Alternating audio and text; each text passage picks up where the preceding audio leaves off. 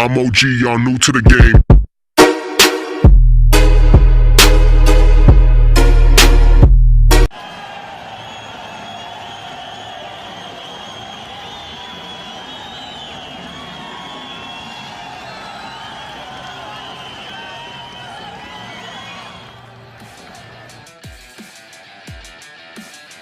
Taibi Yunsane, the reigning world champion. A little bit of history on the line for Aisulu Tanaibekova. Tanaibekova with the early offense. She grabbed the initial lead. Wrestled a really smart match, I thought. She controlled the tempo for the most part, wrestled it with the spacing that she's comfortable. Absolutely, and when Tanaibekova got in on that single leg, she was able to keep enough strength and keep the direction going that Usain was never able to quite square up and defend the way that she wanted to with the hips in front. With all that pressure, her hips got too high.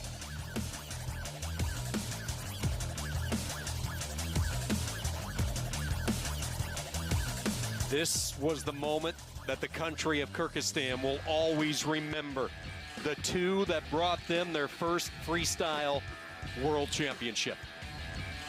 And when she has that leg, she never let go, which is how Usain could have potentially gotten points had she have done that, but she was relentless. And once she had the leg, she didn't let go, held her to her back. If there was more time, who knows what would have happened. Look at the joy on her face.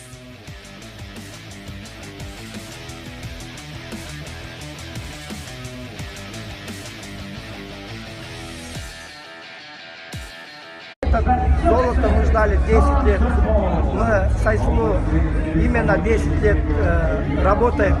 И за 10 лет мы этот десятилетний труд, это золото наше отправляем. Мы сегодня очень рады.